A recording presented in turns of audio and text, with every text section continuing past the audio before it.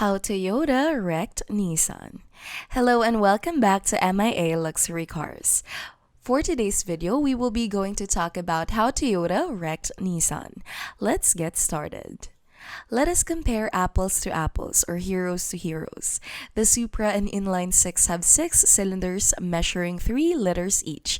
The Z is AV, and the Z has 2 turbos compared to the Supra's 1.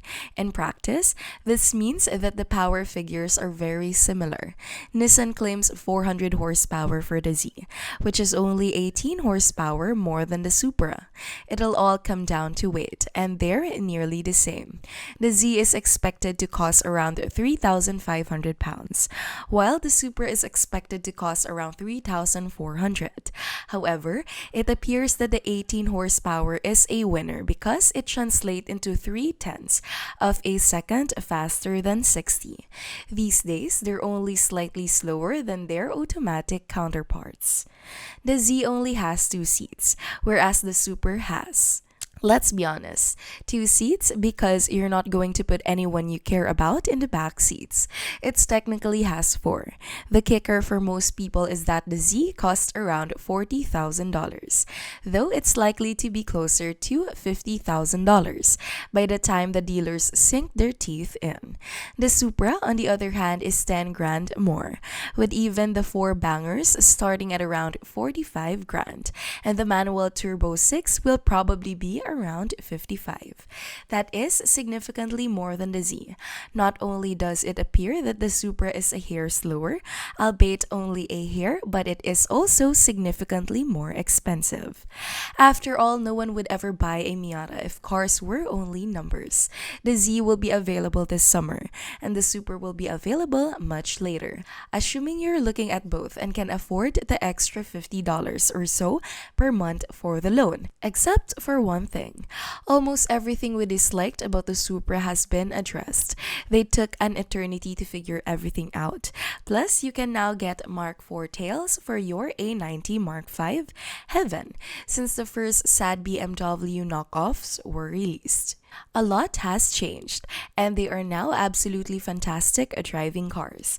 Even the BMW has been scrubbed out of it.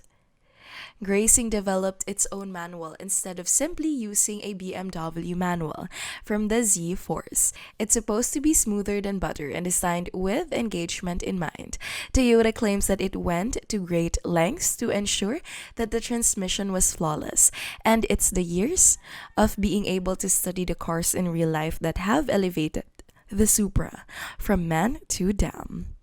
Along with a new and improved amazing 6-speed transmission, there are some stunning special edition Supras. The A91CF is now available with a killer body kit that is the one to get. A91 MT500 only edition. It has better wheels, exclusive doors, and the best brand paint in a long time. They see you later gray, although Pal Orange would be more than you can afford. They're both awesome, but there's one major issue with this episode. Neither of these cars is actually on the road. So if you're going to save money for one, how long do you have to wait? The new Z was supposed to be available by now, but Nissan pushed it back from early spring to late spring to now summer. And who knows what's next?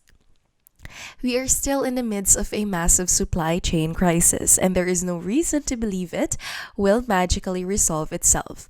Toyota, on the other hand, is even more evasive, claiming that the manual Supra will be available in the late 2022.